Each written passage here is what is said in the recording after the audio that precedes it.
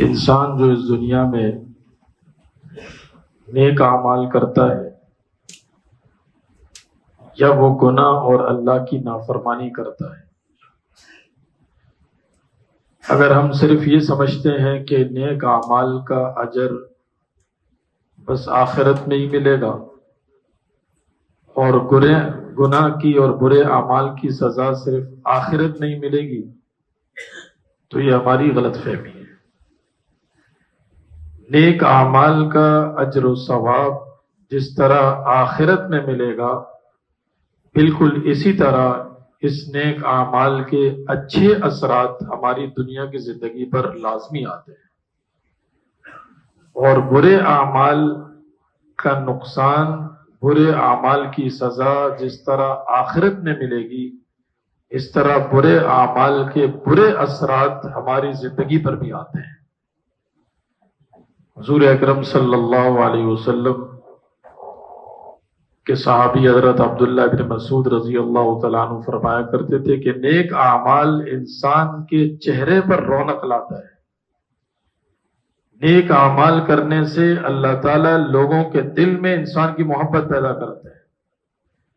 نیک اعمال کرنے سے اللہ تعالیٰ جسم میں قوت اور طاقت پیدا کرتا ہے، اور نیک اعمال کرنے سے اللہ تعالیٰ انسان کی روزی کو بھی بڑھاتے ہیں، اور برے اعمال کرنے سے انسان کے چہرے کا نور بھی چلا جاتا ہے، اور برے اعمال کرنے سے معاشرے میں انسان کی محبت بھی ختم ہو جاتی ہے، اور برے اعمال کرنے سے اللہ تعالیٰ انسان کی روزی میں برکت بھی اٹھا لیتے ہیں۔ ہماری چھوٹی سوچ ہے، ہم تھوڑا سا ہی دیکھتے ہیں، اور ہمیں جتنا نظر آتا ہے ہم اسی کے ارد گرد گھوم رہے ہوتے ہیں۔ جیسے دنیا میں انسان کو 1 کے 10 نظر آئیں تو انسان فوراً بھاگتا ہے، اور اللہ کے رسول صلی اللہ علیہ وسلم اگر 1 کے 70 کا بھی اعلان کر دیں تو انسان کے اندر وہ جستجو نظر نہیں آتی، اس لیے کہ وہ ابھی نہیں ملنا، وہ ملنا ہے موت کے بعد۔ اور موت کب آئے گی یہ انسان جو ہے نا وہ بھول جاتا ہے۔ حالانکہ ہم موبائل ہمارے ہر کسی کے جیب میں ہے، اس میں بیٹری کا پرسنٹیج آپ نے دیکھا ہوگا۔ کسی کی بیٹری اگر 40% ہو جائے، نیچے گر کے 20% آ جائے، 10% ہو جائے نا تو ہمیں بے چینی ہوتی ہے کہ موبائل بند ہو جائے گا تو کیا ہوگا، سب سے رابطے ختم ہو جائیں گے، بڑے مسائل ہو جائیں گے، مجھے اس کو فون کرنا ہے، اس کا واٹس ایپ آنا ہے، یہ کیا ہوگا وہ کیا ہوگا۔ 5% رہ جائے پھر ہم پاگل کی طرح چارجر ڈھونڈ رہے ہوتے ہیں، پاور بینک ہمارے پاس ہو، چارجر ہمارے پاس ہو۔ جس طرح 5% بیٹری کی ہمیں فکر ہے، اس لیے کہ ہمیں پتا ہے کہ بس تھوڑی دیر میں بند ہو جائے گا، تو ہماری زندگی کتنی % باقی ہے تو ہمیں پتہ ہی نہیں۔ ہو سکتا ہے کہ 1% باقی ہو، لیکن ہمیں نہیں فکر کہ کون سے ایسے اعمال ہیں جو میرے ذمے ضروری ہیں، مجھے کرنے چاہیے تھے، کون سے ایسے اعمال ہیں جو میں کر رہا ہوں، کون سے ایسے اعمال ہیں جو مجھے نہیں کرنے چاہیے۔ جس طرح موبائل کی چارج ختم ہونے کی ہمیں فکر ہے، زندگی کا چارج ختم ہونے کی ہمیں اس سے زیادہ فکر ہونی چاہیے۔ موبائل بند ہونے سے اتنا نقصان نہیں ہوگا، لیکن زندگی بند ہونے سے ہمیں بہت بڑا حساب اللہ تعالیٰ کو دینا ہوگا۔ تو بہرحال گناہ کے نقصانات ہیں اور نیکی کے فوائد ہیں، یہ چیز اللہ تعالیٰ نے قرآن کریم میں بیان فرمائی کہ اللہ تعالیٰ نے فرمایا کہ من عمل صالحا منکم من ذکر او انثى وهو مؤمن فلنحيينه حیاتا طیبہ۔ میں آپ سے عرض کر رہا تھا کہ ہماری چھوٹی سوچ ہے، محدود ہمارے وسائل ہیں، ایک جگہ تک نظر جاتی ہے تو ایک جگہ تک سوچ جاتی ہے۔ بس ہمارا کاروبار خراب ہوتا ہے، ہم سمجھتے ہیں شاید مارکیٹ میں بندہ ہے، کوئی کاروباری مسئلہ ہے، کوئی آئٹم میں صحیح نہیں لایا، کوئی گھاٹ میں مسئلہ ہے۔ ہمارا بچہ نافرمان ہو جائے تو ہم کہتے ہیں شاید غلط دوستیوں میں پڑ گیا، ماحول خراب ہے۔ ہمارے گھر کا ماحول خراب ہو جائے ہم کہتے ہیں شاید کسی نے کوئی مسئلہ کر دیا ہے، کوئی بیچ میں آ کر کوئی ایسی باتیں اور غلط فہمیاں پیدا کر رہا ہے۔ انسان یہ کبھی نہیں دیکھتا کہ ایسا تو نہیں میری نمازیں چھوٹ رہی ہیں، میں اللہ کی نافرمانی کر رہا ہوں، اس کے اثرات میرے کاروبار پر پڑ رہے ہیں، میرے گھر پر پڑ رہے ہیں، میری اولاد پر پڑ رہے ہیں۔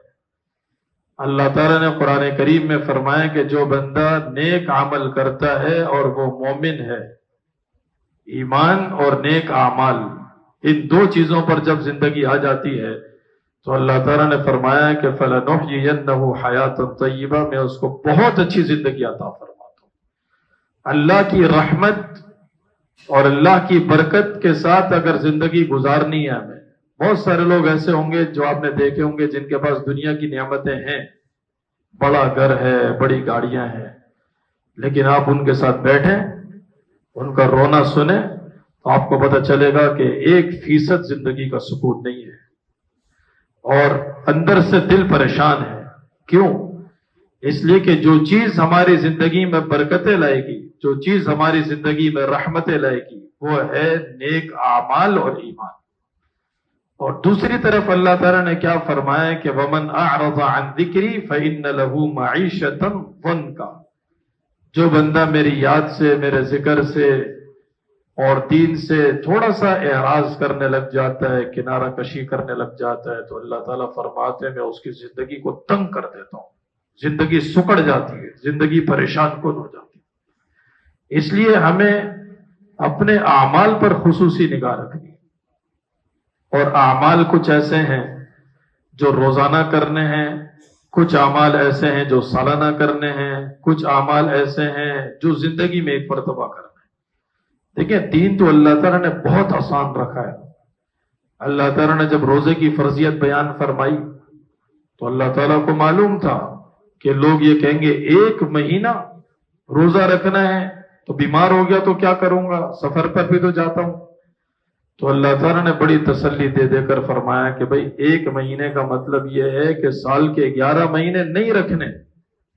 میں جمعے میں بھی عرض کیا تھا کہ اللہ تعالیٰ نے انسان کو بے شمار نعمتیں دی ہوئی ہیں، جو نہیں ہوتا نا انسان اس پر روتا بہت ہے، یہ نہیں ہے، یہ نہیں ہے، یہ نہیں ہے، وہ کتنا ہے اس پر انسان اللہ تعالیٰ کا شکر ادا نہیں کرتا۔ اگر انسان ہونے پر شکر کرے گا تو جو چیز نہیں ہے اللہ تعالیٰ وہ بھی دے دیں گے، اور نہ ہونے پر روئے گا تو جو ہے اللہ تعالیٰ وہ بھی چھین دیں گے۔ اس لیے اللہ تعالیٰ نے تسلی دے کر فرمایا سال کے 11 مہینے نہیں رکھنے، صرف 1 مہینہ رکھنا۔ زکوٰۃ کا حساب ہوتا ہے تو اللہ تعالیٰ نے فرمایا کہ صرف 2.5% دینا ہے، 98.5% نہیں دینے، وہ بھی وہ مال ہے جو میں نے تم کو دیا ہے۔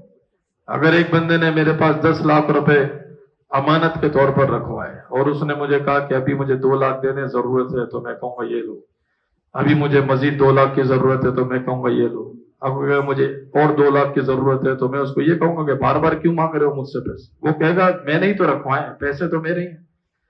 تو اللہ تعالیٰ نے بار بار ہمیں فرمایا وَمِمَّا رَزَقْنَاهُمْ يُنْفِقُونَ، تم نہیں دیتے، مال ہمارا ہے، ہم نے تم کو دیا ہے، اس میں سے ہم کہتے ہیں تھوڑا سا اللہ کے راستے میں خرچ کر دو۔ اس میں تو انسان کوئی چوں چرا کر ہی نہیں سکتا۔ صرف 2.5% دینا ہے، 98.5% نہیں دینا۔ صرف 1 مہینہ روزہ رکھنا ہے، باقی 11 مہینے نہیں رکھنا ہے۔ 5 نمازیں، صرف 1 گھنٹہ نماز پڑھنی ہے، باقی 23 گھنٹے نہیں پڑھنی۔ تو اللہ تعالیٰ نے ہمارے لیے دین کو بڑا آسان فرمایا، اور قرآن کریم میں اللہ نے فرمایا یرید اللہ بکم اليسر ولا یرید بکم العسر۔ اللہ تعالیٰ نے دین کو آسان کیا ہے، مشکل نہیں کیا۔ حضور اکرم صلی اللہ علیہ وسلم پہ جب صحابہ اکرام کی جماعت کہیں دین کی تبلیغ کے لیے بھیجا کرتے تھے تو فرمایا کرتے تھے کہ یسروا، لوگوں کے ساتھ آسانیاں کرنا، مشکل میں مت ڈالنا۔ اسی طرح اللہ تعالیٰ کا ایک اور حکم ہے، وہ ہے حج بیت اللہ۔ دیکھیں نماز کا وقت ہے، ظہر کا وقت، اگر ظہر کا وقت چلا جائے تو ایک اچھے ایمان والے کو افسوس ہوتا ہے، ظہر کا وقت چلا گیا، میں نے ظہر ہی نہیں پڑھی۔ عصر کا وقت آیا، عصر کا وقت چلا گیا، ہم کہیں گے عصر کا ٹائم چلا گیا، نماز ہی نہیں پڑھی۔ اچھا مومن ہوتا ہے نا، اس کو بے چینی ہوتی ہے کہ وقت چلا گیا، نماز نہیں پڑھی۔ رمضان کا مہینہ آ گیا، پہلا روزہ ہے، سب نے روزے رکھے ہوئے، ہم بیٹھ کے کچھ کھا رہے ہیں، پی رہے ہیں۔ کتنی شرمندگی ہوگی کہ فرض روزہ ہے اور ہم روزہ نہیں رکھ رہے۔ تو جس طرح نماز ایک فرض ہے، اس کی ادائیگی نہ ہو تو جرم ہے، روزہ فرض ہے، اس کی ادائیگی نہ ہو تو جرم ہے، زکوٰۃ فرض ہے، اس کی ادائیگی نہ ہو تو جرم ہے، اس طرح حج بھی فرض ہے، اس کی ادائیگی پر وقت نہ ہو تو وہ جرم ہے۔ اب 2027 کا حج آئے گا انشاءاللہ تعالی، اور ظاہر ہے ہر زمانے کی اور ہر وقت کی اپنی پالیسیاں ہوتی ہیں. ایسا نہیں ہے کہ جب ذی الحجہ کا مہینہ آئے گا تو رمضان میں ہم ارادہ کریں گے کہ اب حج کرنا ہے. یہ ذہن میں رکھ لیں کہ جن کو اللہ تعالیٰ نے مالی وسعت دی ہے ان کے ذمے حج کرنا فرض ہے. اور حضور اکرم صلی اللہ علیہ وسلم نے فرمایا کہ دیر نہیں کرنی. من اراد الحج فلیتعجل، جو بندہ حج کا ارادہ کرتا ہے وہ جلدی کرے. اس لیے کہ آپ علیہ الصلوۃ والسلام نے فرمایا کہ ہو سکتا ہے کہ آگے پیسہ ہی نہ رہے، ہو سکتا ہے آگے صحت ہی نہ رہے. سورہ قلم کا پہلا رکوع آپ پڑھیں کہ کچھ لوگ تھے جنہوں نے کہا کہ ابا جان بڑے سخی بنتے تھے، جب باغ میں کھیتیاں کٹتی تھیں تو سارے غریب فقیر آ جاتے تھے، ابا جان ان کو بانٹنے لگ جاتے تھے، یہ لو یہ لو یہ لو یہ لو. پھر بعد میں اپنے گھر لے کر آتے تھے. اتنا کیوں بانٹتے تھے، اتنی سخاوت کیوں کرتے تھے؟ حالانکہ ان کو کیا معلوم کہ اس سخاوت کے ذریعے سے ہی ابا جان کو اللہ روزی عطا فرماتے تھے. اور انہوں نے کہا اب تو ابا چلے گئے، اب جو ہے ابا اگر 8 بجے کھیتی کاٹتے تھے نا، ہم صبح 6 بجے کاٹیں گے تو جو لوگ آتے تھے ان کو پتہ ہی نہیں چلے گا. وہ کہیں گے شاید 8 بجے تقسیم ہونا، ہم 6 بجے سب کچھ کرا کے فارغ ہو جائیں گے، اور جب وہ آئیں گے تو وہ خالیات واپس چلے جائیں گے. ہم اتنا کیوں بانٹیں؟ محنت ہم کرتے ہیں، بانٹتے ہیں لوگوں میں، ہم گھر کیوں نہ لے کر جائیں؟ وہ بھائی کہتے ہیں جب ہم چلے، آپ سورہ قلم پڑھیے گا آپ کو پتہ چلے گا. وہ کہتے ہیں جب ہم چلے تو ہم نے دیکھا ہمارا باغ ہی نہیں ہے. ہم نے کہا، بعض بھائیوں نے کہا ایسا لگتا ہے راستہ بھول گئے، اس راستے پر جانا تھا اس راستے پر چلے گئے. جو سمجھدار لوگ تھے انہوں نے کہا بل نحن محرومون، راستہ نہیں بھولے، راستہ وہی ہے، لیکن ہماری غلط نیت، ہماری ہوشیاری، اللہ کے راستے میں مال خرچ نہ کرنا، اس وجہ سے اللہ تعالیٰ نے ہمیں پوری جائیداد سے محروم کر دیا ہے. تو کب اللہ تعالیٰ مال چھین لیں، کب اللہ تعالیٰ مال دے دیں، پتہ نہیں. ہم سوچ رہے ہو اس پیسوں سے ہمیں کیا کچھ کرنا ہے، ہو سکتا ہے وہ کچھ کرنا ہمارے مقدر میں ہی نہ ہو، اور پیسہ نہ ہو اور بہت ساری امیدیں ہوں، اور ہم کہیں یہ ہوگا کیسے، اور اللہ تعالیٰ وہ سب کچھ کر دے. اس لیے جن لوگوں کو اللہ تعالیٰ نے صاحب حیثیت رکھا ہے، صاحب استطاعت رکھا ہے، جو مال خرچ کر سکتے ہیں، اور انہوں نے اپنی زندگی میں 8-8 10-10 عمرے کیے ہوئے ہیں. دیکھیں عمرہ کرنا ایک نفلی عبادت ہے. ایک بندہ نفلیں پڑھ رہا ہے، تہجد پڑھ رہا ہے، اشراق پڑھ رہا ہے، اوابین پڑھ رہا ہے، فرض نہیں پڑھ رہا، کیا فائدہ؟ ایک بندہ نفلی صدقات دے رہا ہے، زکوٰۃ ہی ادا نہیں کر رہا، کیا فائدہ؟ ایک بندے نے عاشورہ محرم کا روزہ رکھا، 9 کا روزہ رکھا، عرفات کا روزہ رکھ رہا ہے، 15 شعبان کا وہ روزہ رکھتا ہے، رمضان کا مہینہ آتا ہے وہ کہتا ہے یہ کون رکھے گا؟ تو سارے روزے بیکار ہیں، کوئی فائدہ نہیں ہے. اس لیے کہ اصل فرض ہے، وہ سارے نوافل اس کو کام نہیں آئیں گے، اصل فرض کام آئے گا. اسی طرح ایک بندہ عمرے کر رہا ہے اور وہ حج فرض ادا نہیں کر رہا اور کر سکتا ہے، تو اس عمروں سے اس کو فرضیت ادا نہیں ہوگی، یہ عمرے اس کی جان نہیں چھڑائیں گے، اس کو فرض حج ادا کرنا پڑے گا. اس لیے ہم خود بھی اس بات کی کوشش کریں، اور اپنے عزیز و اقارب میں، اپنے دوست احباب میں، اپنے جان پہچان والوں میں جو دیکھیں کہ جو صاحب استطاعت سے ترغیب دیں کہ وہ ضرور بھی ضرور حج کرے. اگر ہماری وجہ سے کوئی بندہ خیر کے کام پر آتا ہے تو اللہ تعالیٰ ہمیں اس کا پورا اجر عطا فرمائیں گے. اللہ آپ سب کو عمل کرنے لگے.